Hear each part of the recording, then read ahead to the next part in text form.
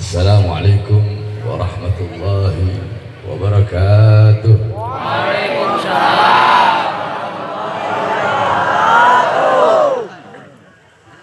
Alhamdulillahil qawi sultan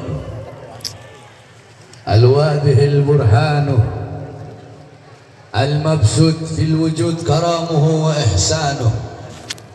Allahumma salli wa sallim وبارك وكرم وعظم على نور الأنوار وسر الأسرار وترياك الأغيار ومفتاح باب اليسر سيدنا ومولانا محمد المختار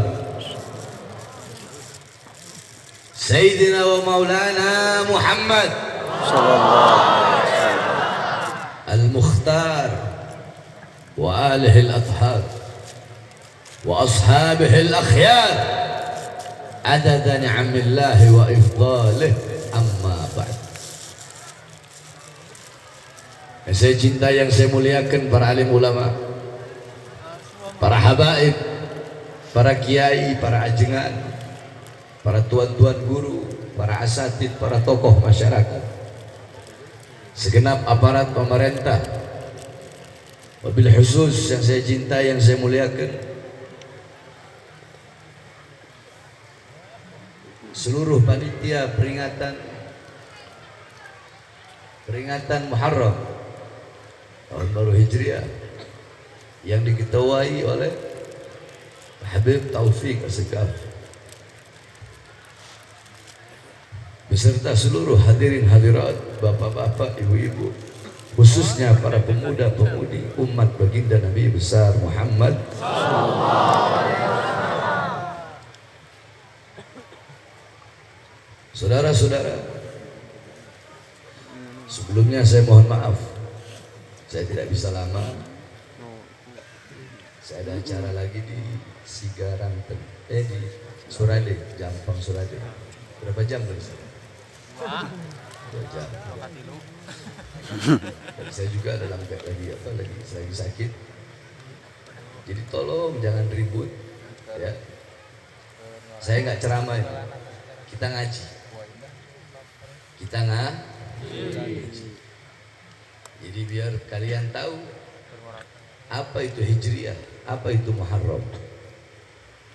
Ya. Kalau ceramah kan beda lagi. Kalau saya ceramah, wahai polisi, wahai tentara, wahai aparat, siapkan weapon kalian, siapkan senjata kalian. Kami siap maju ke depan bertempur dengan siapapun yang menghalangi kami untuk memberantas kemaksiatan. Itu kalau ceramah. Ini kan saya nggak mau ceramah. Ini saya mau ngaji, ngajar. Jadi nggak teriak-teriak dulu ya.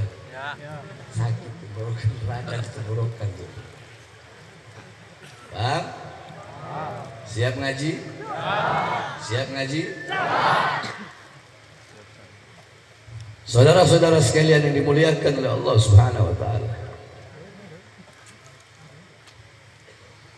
Kita duduk di sini untuk mengenal tahun baru Hijriah, yakni Muharram. Karena tahun baru kita itu adalah Hijriah, bukan Masehi. Jadi tahun baru kita tuh bukan 1 Januari, bukan. Malam tahun baru kita tuh bukan 30 Desember atau 31 Desember, bukan. Tapi tahun baru kita adalah 1 Muharram. Tahun baru kita adalah tahun baru Hijriah. Karena Hijriah adalah tahun baru bagi umat Islam. Nah, pertama ingin saya jelaskan asal mula penetapan tahun Hijriah. Ini satu pertama. Harus kalian ingat ini biar pulang bawa sebelum zaman Rasulullah, sesudah zaman Rasulullah, di zaman Rasulullah, sesudah beliau Sayyidina Abu Bakar As-Siddiq, kemudian Sayyidina Umar bin Khattab menjabat khalifah Amirul Mukminin 1 tahun pertama. Nah, dari zaman ini, kurun waktu ini, umat Islam tidak punya tahun.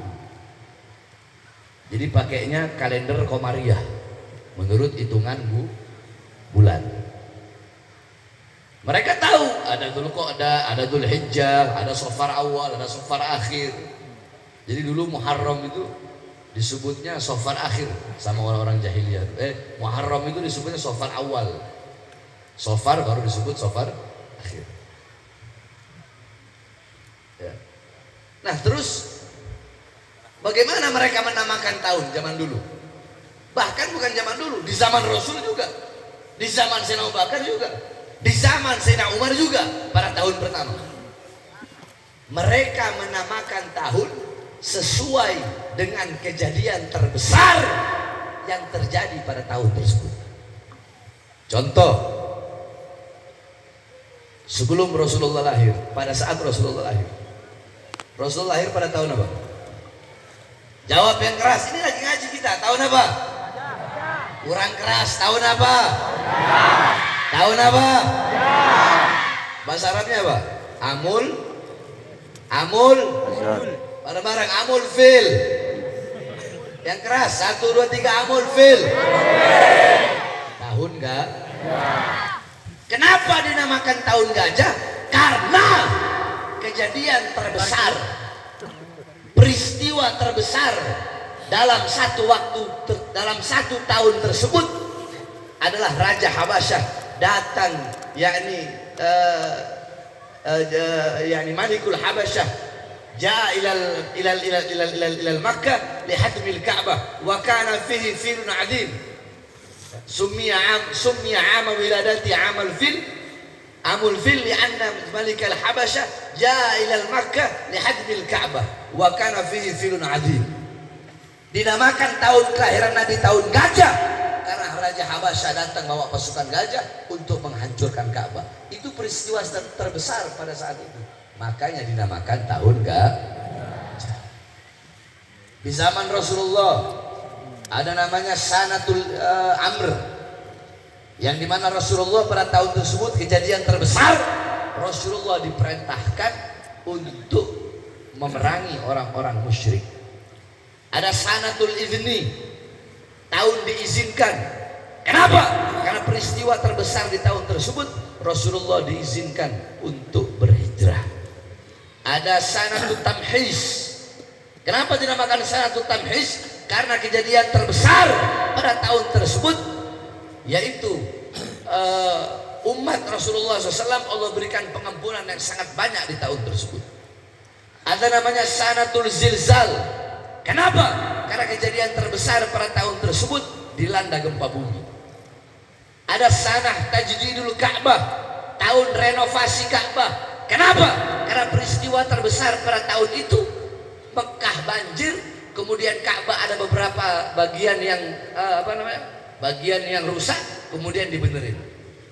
Jadi penamaan tahun menurut kejadian terbesar yang terjadi pada tahun tersebut. Paham ya? Paham nggak? Contoh, kemarin 2020 berapa? 2022. Kejadian paling besar apa?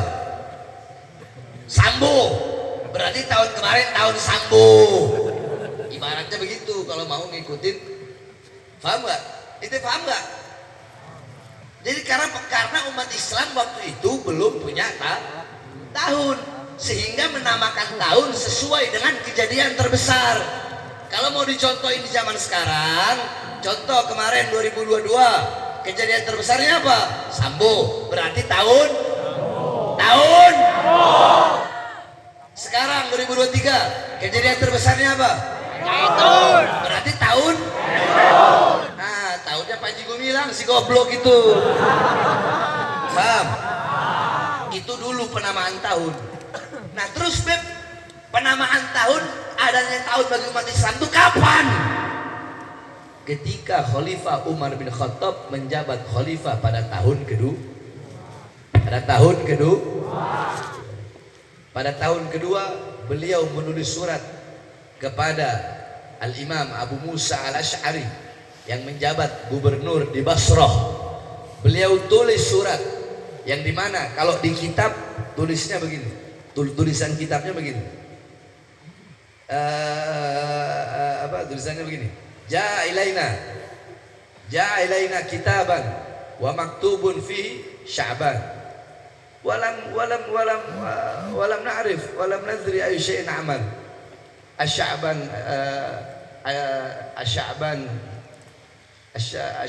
al-madi, Sya'ban al-an atau Sya'ban al-mustaqbal. Jadi Sayyidina Umar bin Khattab nulis surat kepada gubernur Basrah yaitu Abu Musa Al-Asy'ari. Di situ ditulis bulan Sya'ban, tapi nggak ada tahunnya. Nah ini bingung Abu Musa Al-Asy'ari. Beliau kirim surat balik. Isi suratnya apa? Wahai Khalifah, ini Sya'ban kapan? Sya'ban tahun kemarin, Sya'ban tahun sekarang, atau Sya'ban tahun depan? Bingung karena nggak ada tak. Itu awal mulanya. Paham? Akhirnya apa kata Sayyidina Umar bin Khattab? Ba'u linnas syai'al ladina ya'rifunahu. Letakkan bagi manusia sesuatu, maksudnya kalender, biar mereka bisa tahu. Akhirnya istasyara Umar ma'al ashab. Sayyidina Umar bin Khattab bermusyawarah bersama para sahabat. Ada sahabat yang usul, bagaimana kalau tahun umat Islam kita ambil dari bulan, dari mulai Nabi Muhammad lahir, berarti bulan Rabiul Awal. Ada lagi yang usul, bagaimana kalau kita ambil mulai dari Nabi Muhammad wafat. Yang pertama nggak disetujui. Kenapa? Karena takutnya mengkultuskan Nabi Muhammad seperti orang-orang Nasrani, ya, bisa menuhankan Nabi Muhammad Sallallahu Alaihi Wasallam. Da'mad da'athun nasara lin nabiyihim. Tinggalkan apa yang dilakukan oleh orang-orang Nasara kepada nabi-nabi mereka, itu menganggap nabi-nabi mereka sebagai itu Tuhan. Nah yang kedua, hari kematian Nabi. Kenapa nggak diambil juga? Karena takutnya itu menjadi yaumut tahzin, hari kesedihan bagi umat Islam. Ada yang bilang lagi, bagaimana kalau diambil mulai dari Nabi Muhammad bu'ithar Rasul, beliau diutus, diangkat sebagai Rasul. Dari semua pendapat yang diambil pendapatnya Imam Ali bin Abi Thalib. Apa kata beliau? Menurut pandanganku, letakkan Dha'ulin nas, letakkan bagi manusia tahun, ambil awalnya min narkil madinatil asnam ila madinatil iman. Ambil mulai dari kita meninggalkan negeri berhala menuju negeri iman. Maksudnya mulai kita hijrah dari Mekah menuju Yasrib. Berarti apa itu? Hijrah. Makanya dinamakan tahun Hijriyah. Diambil dari kata hijrah. Karena diambil dari awal hijrahnya Nabi Muhammad Sallallahu Alaihi Wasallam. Jadi kalau kita berbicara tentang tahun baru Islam, berbicara tentang tahun baru Islam, berbicara tentang Muharram, maka tidak akan pernah bisa dilepaskan daripada perjuangan hijrahnya baginda Nabi besar Muhammad Sallallahu Alaihi Wasallam. Apa itu hijrah? Paham nggak? Hijrah itu apa? Ayo ngaji sama-sama, ikuti saya. Bismillahirrahmanirrahim.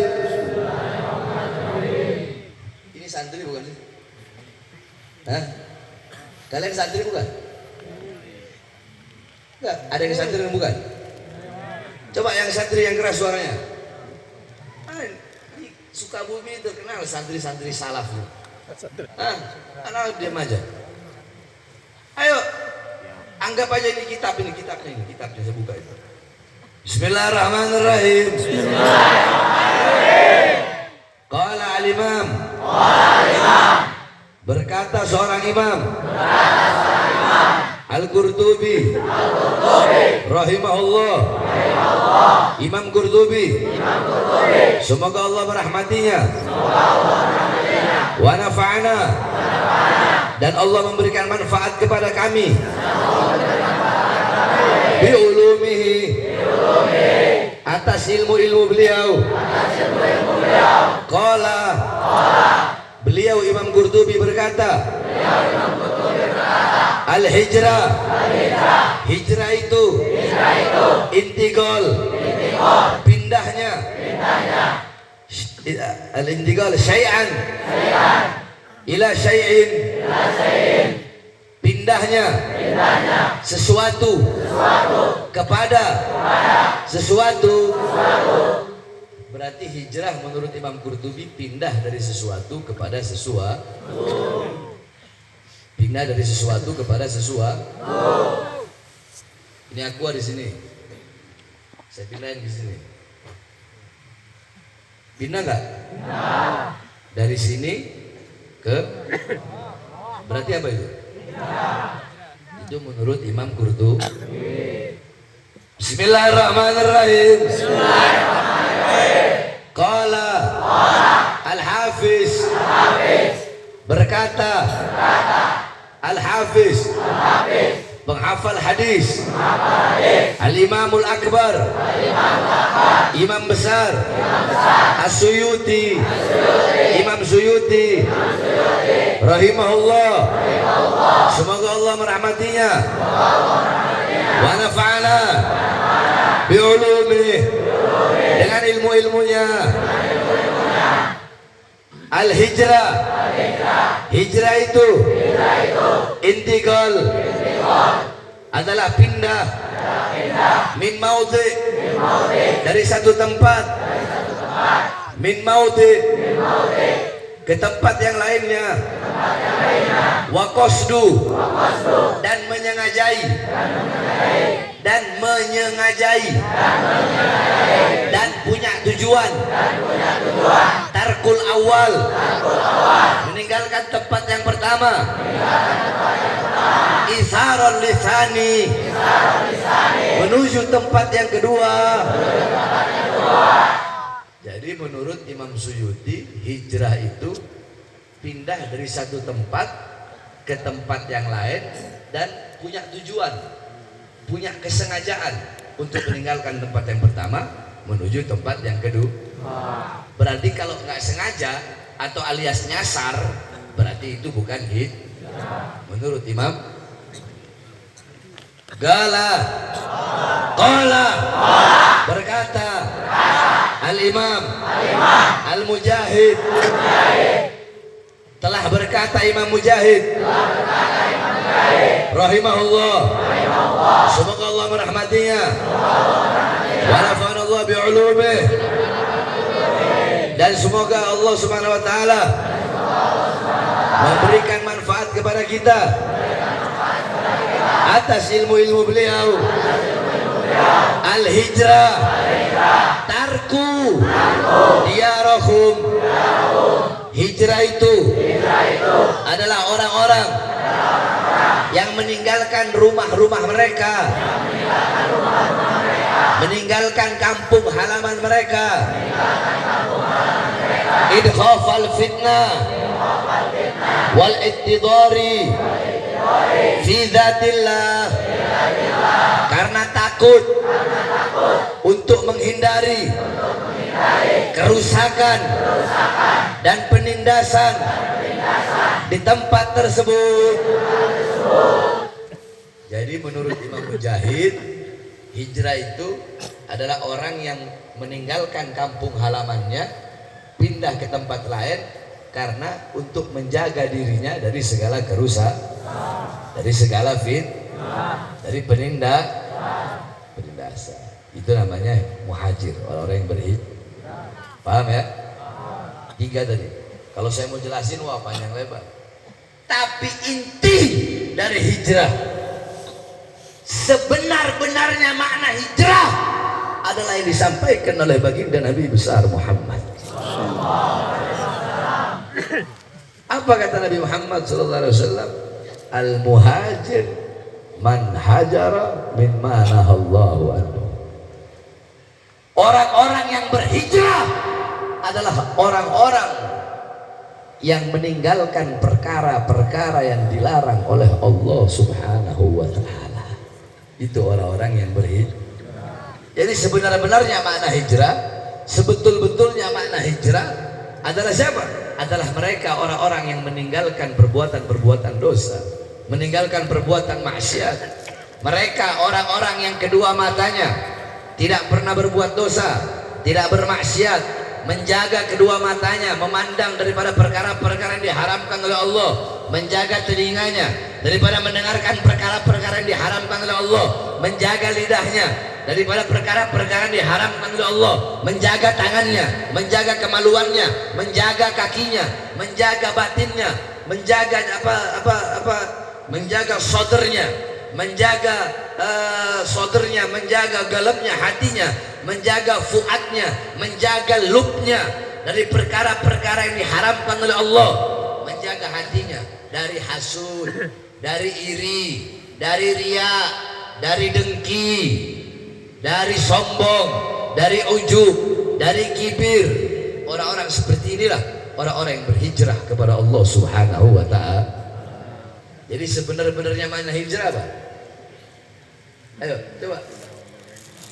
Apa kata Rasulullah tadi? Orang yang berhijrah, ayo ikuti. Orang-orang yang berhijrah adalah orang-orang yang meninggalkan apa-apa yang dilarang dan diharamkan oleh Allah. Itulah sebenarnya mana hijrah. Paham? Ibu-ibu paham? Paham adik? Ya, saya nggak ceramah, ini ngajar. Kalau gitu lebih enak kan? Enak nggak? Enak nggak taklim ini? Ngaji ini enak nggak? Enak kan? Jadi lebih banyak ilmunya kan? Makanya ayo kita hijrah. Hijrah dari apa? Hijrah dari kebodohan menuju kepintaran. Ayo kita nih yang bodoh hijrah, belajar. Kalau mau pintar berarti harus belajar.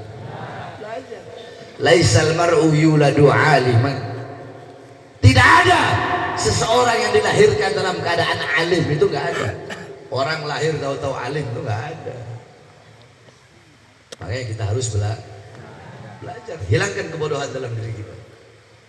Kenapa? Karena kalau kita pintar gak gampang dibodoh-bodohin. Karena banyak sekarang jangan orang bodoh, orang pintar aja gampang dibodoh-bodohin. Habib itu nggak ada, dibodoh-bodohin begitu aja, kemakan. Orang pintar kemakan. Ustadz, kiai, ngerti agama, pendahulunya cinta sama habaib, pendahulunya cintanya luar biasa, hormatnya, taklimnya luar biasa kepada anak cucu Rasulullah. Ini yang kepet-kepet sekarang malah menafikan, meniadakan anak cucu Rasulullah. Saya tanya orang Sigaranten, percaya sama mereka? Percaya nggak? Percaya nggak? Pendiri NU siapa? Pendiri NU siapa? Kiai Haji Hashim Asy'ari Hadratus Syekh. Bagaimana kecintaan beliau kepada para habaib? Beliau berguru kepada Habib Abdullah bin Ali Al-Haddad Bangil Sangeng. Sampai-sampai beliau pernah menuliskan ijazah Rotibul Haddad. Beliau tulis ijazah untuk Mbah Abdul Karim Lirboyo. Itu terkenal masyhur di mana-mana. Terus ini sekarang ada oknum-oknum orang-orang NU, ustadz, ngaku kiai, goblok, bodoh, tolol. Terus menafikan para habaib. Ingin dihilangkan ingin dicabut. Itu tahu, makanya anak sering bilang iblis bersorban. Iblis itu tugasnya iblis mencabut iman dari hati orang yang beriman. Nah, kalau tugasnya iblis bersorban mencabut, mending kalau dia cuma cabut kecintaan aja, biar orang nggak cinta sama habaib. Tapi ini bukan kecintaan, keyakinan. Dia cabut keyakinan. Bayangkan, dia cabut keyakinan. Di sini kiai mana kiai? Ada kiai? Kiai, mana macam? Satu hadis. Ya. Satu hadis sahih bisa mematahkan semua pendapat ulama.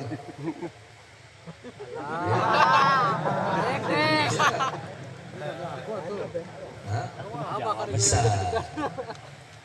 Satu hadis sahih bisa mematahkan semua pendapat para ulama, bahkan pendapat para imam.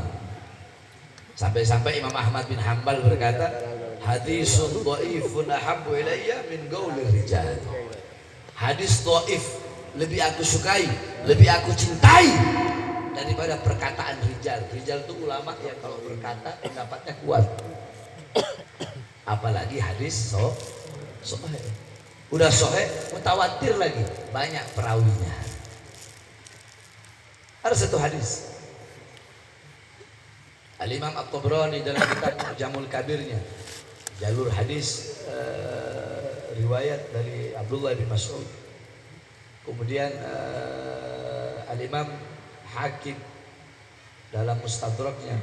Kemudian Al-Imam Baihaqi melalui jalur hadis Umar bin Khattab. Kemudian Imam Ahmad dalam Musnadnya dari dua jalur, Musawwir bin Makhramah sama Abu Sa'id Al-Khudri, yang bunyi hadisnya, qala Rasul sallallahu alaihi wasallam, kullu sababin wa nasabin munqati'un yaumal qiyamah illa sababi wa nasabi. Wa fi riwayah, kullu sababin wa nasabin wa sihrin munqati'un yaumal qiyamah illa sababi wa nasabi wa sihrin. Satu hadis ini saja sebenarnya cukup buat ngebantah pendapat ulama siapapun.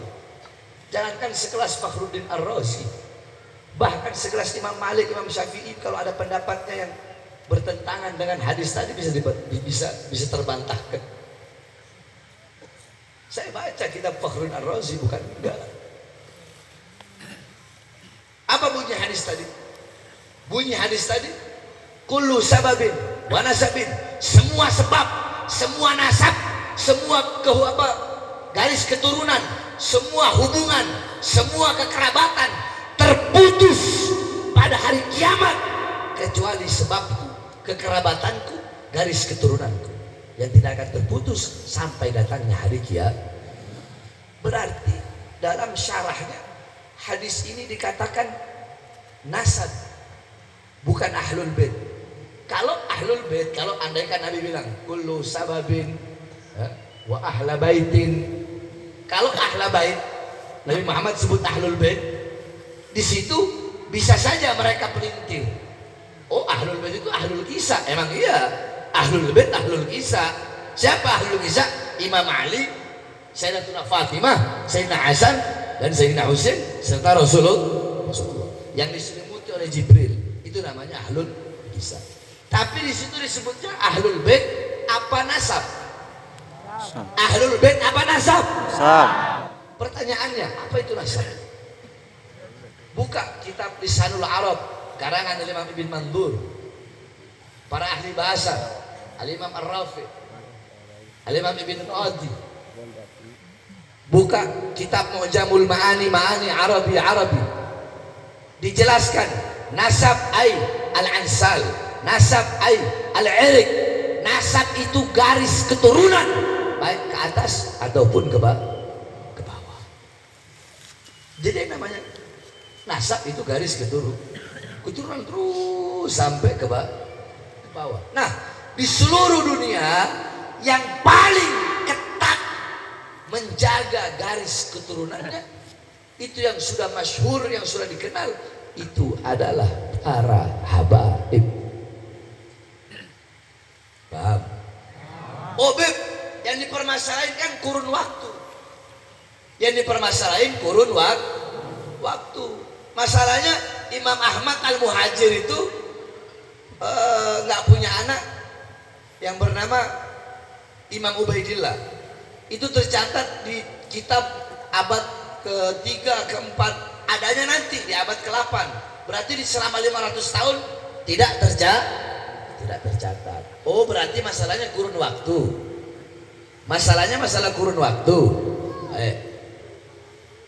Karena tidak tercatat. Masalah kurun waktu. Saya tanya, Imam Maliki sama Imam Syafi'i, kurun waktunya lebih tua siapa? Lebih lama siapa? Lebih lama siapa? Janganlah. Imam Hanafi sama Imam Syafi'i, lebih lama siapa? Kurunnya lebih tua mana? Jawab yang keras. Ini orang mau ngaji apa enggak? Jangan cuma Allah Akbar, Allah Akbar, Allah Akbar, terus nggak tahu ilmu, bodoh. Allah Akbar, Allah Akbar, tapi bodoh ilmu. Bila dikasih ilmu nggak mau kalian. Imam Hanafi sama Imam Syafi'i, kurun waktu itu lebih tua mana, lebih lama mana? Imam Hanafi. Apakah berani kalian mengatakan Imam Syafi'i yang lebih muda, yang waktunya lebih kesini, lebih dekat dengan kita daripada Imam Hanafi? Apakah berani mengatakan bahwasanya Imam Hanafi lebih pinter, lebih alim, lebih absah, lebih kuat pendapatnya daripada Imam Syafi'i? Berani ngomong gitu? Hanya gara-gara kurun waktu? Berani? Berani? Ente orang tahu Al-Quran dari mana? Ente orang tahu Zabur, Taurat, Injil dari mana? Dari Al-Quran. Mana yang lebih dulu diturunkan? Kurunnya lebih lama mana? Yang paling lama kurunnya apa? Yang paling lama kurunnya apa? Apakah berani ente mengatakan Zabur lebih utama, lebih mulia, lebih agung daripada Al-Quran? Berani dia ngomong gitu? Berani? Kalau hanya masalah kurun waktu tidak bisa dijadikan pendapat. Apalagi pakai ngomong tes DNA, goblok. Makanya ngaji yang benar ya. Jangan hasud. Hasud sih. Kenapa hasud? Ya, Habib Bahar kalau ceramah di Tangerang dekat tempat saya itu yang hadir puluhan ribu. Kalau saya yang ceramah cuma ratusan. Gak usah hasud. Apa yang mau dicari? Masyhur, ketenaran. Mau cari tenar, mau cari populer. Orang sekarang kalau mau nyari tenar itu gampang. Bikin hal-hal aneh aja, udah tenar. Bikin hal-hal nyeleneh, udah caci maki aja. Satu orang habis, udah tenar. Ya, itu zaman sekarang seperti itu. Makanya hijrah dari bodoh menuju biar nggak bisa dibodoh-bodoh. Hijrah dari kemiskinan menuju kekayaan. Lebih terus harus kaya, iya harus kaya. Harus kaya. Kata siapa? Allah lebih suka mukmin yang kaya daripada mukmin yang miskin. Kenapa? Karena kadal fakru an yakunal kufra. Hampir-hampir kefakiran itu bisa mendekati atau menjerumuskan kepada kekafiran. Lihat berapa banyak iman-iman orang Islam yang bisa dibeli dengan amplop isi uang 200 ribu. Imannya bisa dibeli dengan Indomie 1 kardus. Imannya bisa dibeli dengan sembako. Imannya bisa dibeli dengan pernikahan. Banyak nggak? Banyak nggak? Banyak nggak? Pergi ke Bekasi sana. Di Bekasi itu ada namanya Kampung Sawah. Itu semuanya dulu Muslim, sekarang semuanya Kristen semua. Tapi adatnya masih mereka pakai. Assalamualaikum. Supaya ibu-ibunya nih, ibu-ibunya nyuci gelas gitu, terus jatuh. Astagfirullah. Tapi tetap dipakai sama mereka. Tapi Kristen. Makanya harus kaya. Paham? Pakai baju yang bagus. Pakai baju compang-camping. Allah jamil yuhibbul. Allah jamil yuhibbul. Oh ini gak ada santri. Allah jamil yuhibbul. Allah jamil yuhibbul jamal. Allah itu indah dan menyukai hal-hal yang indah. Ini saya salah dari awal, harusnya saya ceramah aja kalau begitu, nggak ngajar begini. Kalau saya tahu bukan santri, harusnya saya ceramah aja. Jadi biar semangat sekali ya. Paham? Terus hijrah dari apa lagi? Hijrah dari maksiat menuju taat. Hijrah dari maksiat menuju taat. Beb, tapi dosa saya banyak. Sebanyak apapun dosa yang pernah kau lakukan, sebesar apapun dosa yang pernah engkau lakukan, ada yang lebih besar. Apa itu? Pintu pengampunan Allah lebih besar untuk umat Nabi Muhammad daripada dosa-dosa yang dilakukan oleh umat Nabi Muhammad SAW. Jadi dengan adanya acara seperti ini, acara ini, apa yang saya sampaikan harus mendorong hati-hati kalian untuk hijrah. Nggak bisa saya mau paksa kalian untuk hijrah. Semua harus dari niat dan kemauan diri kalian masing-masing. Hijrah dari kekerasan hati menuju kelembutan hati. Orang-orang cuma lihat selama ini mulut saya kasar, watak saya keras, tapi mereka nggak tahu hati saya. Kalian kalau belah hati saya, kalian nggak bakal dapatkan kelembutan seperti lembutnya hati saya. Ada orang yang ceramahnya lembut. Islam itu kasih sayang, Islam itu damai, rahmatan lil alamin. Lembut, tapi hatinya menyimpan kekerasan. Itu namanya orang munafik. Orang munafik. Ayo hijrah. Mumpung Allah kasih waktu. Ente orang nih bisa masuk tahun baru ini. Berarti kan Allah masih sayang. Karena Allah masih memberikan kesempatan. Waktu ini sangat mahal, umur sangat mahal. Jangan kalian sia-siakan. Apapun di dunia ini bisa kalian beli. Apa? Kau mau jadi apa? Mau jadi presiden di dunia ini? Bisa jadi presiden. Apa yang nggak bisa? Mau jadi Kapolri? Bisa. Mau jadi menteri? Bisa. Mau jadi panglima TNI? Bisa. Mau jadi ulama? Bisa. Mau jadi kiai besar? Bisa. Apa yang nggak bisa kalian beli di Indonesia? Hah? Saya tanya, apa yang nggak bisa dibeli di Indonesia? Pejabat aja bisa dibeli, betul? Betul? Ulama bisa dibeli di Indonesia, betul? Ulama bisa dibeli, pejabat bisa dibeli. Mau cari apa?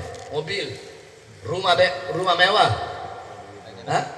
Semua emas gunung bisa kalian beli. Tapi umur bisa kalian beli? Ada nggak di pinggir-pinggir jalan yang ada tulisan di sini jual umur 1 jam harga 1 juta? Ada? Ada. Berarti yang lain bisa kalian cari. Yang lain bisa dicari nggak? Bisa nggak? Umur bisa dicari? Bisa diminta? Bisa diperjualbelikan?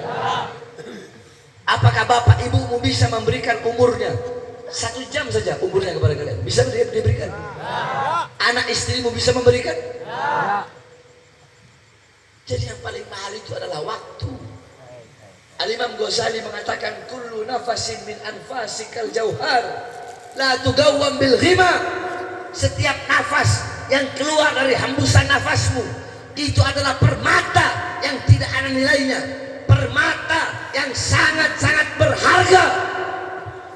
Kenapa? Karena kata Imam Syafi'i, ad-dunya sa'ah, dunia ini cuma sesaat. Maka manfaatkan waktu yang Allah berikan dengan sebaik-baiknya. Jangan engkau sia-siakan. Lihat bagaimana ulama-ulama zaman dulu, bagaimana beliau-beliau